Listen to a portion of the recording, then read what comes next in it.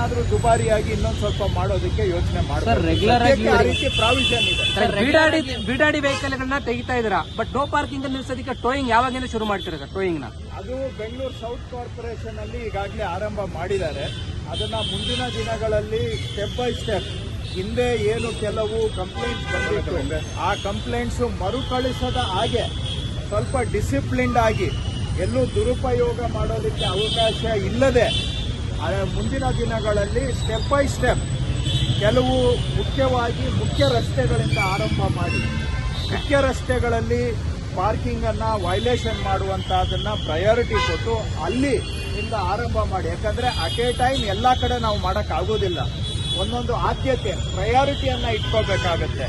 So main ರೋಡ್ಸ್ಗೆ priority ಕೊಟ್ಟು ಎಲ್ಲೆಲ್ಲಿ ತುಂಬಾ ಜಾಮ್ ಆಗ್ತಾ ಇದೆ, ಎಲ್ಲಿ ಸ್ಲೋ ಟ್ರಾಫಿಕ್ ಮೂವ್ಮೆಂಟ್ ಇದೆ ಅಂತ ಕಡೆ ಕೂಡ ಟ್ರಾಫಿಕ್ ಕಾನೂನನ್ನ, ಪಾರ್ಕಿಂಗ್ ಕಾನೂನನ್ನ ಎನ್ಫೋರ್ಸ್ ಮಾಡೋದು ಸದ್ಯದಲ್ಲಿ ಆರಂಭ ಮಾಡ್ತಾರೆ. ಮನೆ ಮುಂದೆ ಪಾರ್ಕಿಂಗ್ ಜಾಗ ಇರಲ್ಲ, ರೋಡ್ ಅಲ್ಲೇ ಪಾರ್ಕಿಂಗ್ ಮಾಡ್ತಾರೆ, ಬೆಳಗ್ಗೆ ಮತ್ತೆ ಬಂದು ತಗೊಂಡು ಹೋಗ್ತಾರೆ. ಈ ರೀತಿ ಬಹಳಷ್ಟು ಸಂಖ್ಯೆಯಲ್ಲಿದೆ. ಇಂಥವ್ರಿಗೆ ಏನಾದ್ರು ನಿಮ್ ಸೂಚನೆ ಇದೆಯಾ? ಏನು ನೋಡಿ, ರೆಗ್ಯುಲರ್ ಆಗಿ ಯೂಸ್ ಮಾಡ್ತಾರೋ ಮನೆ, ನಾವು ಯಾವುದು ಕೂಡ ರೆಗ್ಯುಲರ್ ಆಗಿ ಮೂವ್ಮೆಂಟ್ ಅಲ್ಲಿರೋ ಗಾಡಿಗಳನ್ನ ನಾವು ಟಾರ್ಗೆಟ್ ಮಾಡ್ತಾ ಇಲ್ಲ.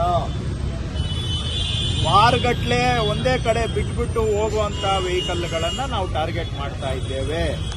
ಯಾವುದೋ ನೀವು ಒಂದು ರಾತ್ರಿ ನಿಲ್ಲಿಸ್ತೀರಾ, ಡೈಲಿ ಮಾಡ್ತಾರೆ ಸರ್. ಆಯ್ತು, ಈಗ ನೋಡಿ, ಇದು 30-40 ವರ್ಷದ ಸಮಸ್ಯೆ. ನಾವು ಮನೆಯಲ್ಲಿ ನೀವು ಪಾರ್ಕಿಂಗು ಜಾಗ ಇಟ್ಕೋಬೇಕು ಅಂತ ಕಾನೂನು ಹೇಳುತ್ತೆ, ಆದ್ರೂ ಕಾನೂನನ್ನ 30-40 ವರ್ಷದಿಂದ ಎನ್ಫೋರ್ಸ್ ಮಾಡಿಲ್ಲ. ಪ್ಲಾನ್ ಅಪ್ರೂವಲ್ ತಗೊಳ್ಳೋದನ್ನ ಕಡ್ಡಾಯ ಮಾಡಿಲ್ಲ. ಅವರೆಲ್ಲ ಮನೆಗಳು ಕಟ್ಕೊಂಡಿದ್ದಾರೆ, ಮನೆ ಒಳಗಡೆ ಪಾರ್ಕಿಂಗ್ ಜಾಗ ಇಟ್ಕೊಂಡಿಲ್ಲ. ಹಾಗಾಗಿ ನಾವು ಈಗ ಬಂದ್ಬಿಟ್ಟು ಸಡನ್ ಆಗಿ ನೀವು ರೋಡಲ್ಲಿ ನಿಲ್ಸಂಗೇ ಇಲ್ಲ ಅಂತ ನಾನು ಹೇಳ್ಬಿಟ್ರೆ ಅದು ಬಹುಶಃ ಪ್ರಾಕ್ಟಿಕಲಿ ಫಾಲೋ ಮಾಡೋದು ಕಷ್ಟ ಆಗುತ್ತೆ. ಸೊ ಹಾಗಾಗಿ ನೀವು ಹೇಳೋದು ನಿಜ. ಬಟ್ ಮುಂದಿನ ದಿನಗಳಲ್ಲಿ ಮನೆಯಲ್ಲಿ ಪಾರ್ಕಿಂಗ್ ಅನ್ನ ಮಾಡ್ಕೊಳ್ಳೋದಕ್ಕೆ ನಾನು ಜನಗಳನ್ನು ಮನವಿ ಮಾಡ್ತೇನೆ. ನಾವು ಕೂಡ ಕಾನೂನನ್ನ ಅದಕ್ಕೆ ಸ್ವಲ್ಪ ಅನುಷ್ಠಾನ ಮಾಡೋದಕ್ಕೆ ಸಂಪೂರ್ಣ ಪ್ರಯತ್ನ. ಸದ್ಯಕ್ಕೆ ನಮ್ಮ ಹತ್ರ 1581 ಗಾಡಿಗಳದ್ದು ಪಟ್ಟಿ ಇದೆ. ಸಾರ್ವಜನಿಕರು ಕೂಡ ನಮಗೆ ಬಹುಶಃ ಇನ್ನೂ ಹೆಚ್ಚು ಮಾಹಿತಿಯನ್ನ ಕೊಡ್ತಾರೆ. ನಾವು ಒಂದು ದಿನಕ್ಕೆ ಈ ತರ 5 ನಗರ ಪಾಲಿಕೆಗಳಿಂದ ಮಾಡ್ತಾ ಇದ್ದೇವೆ.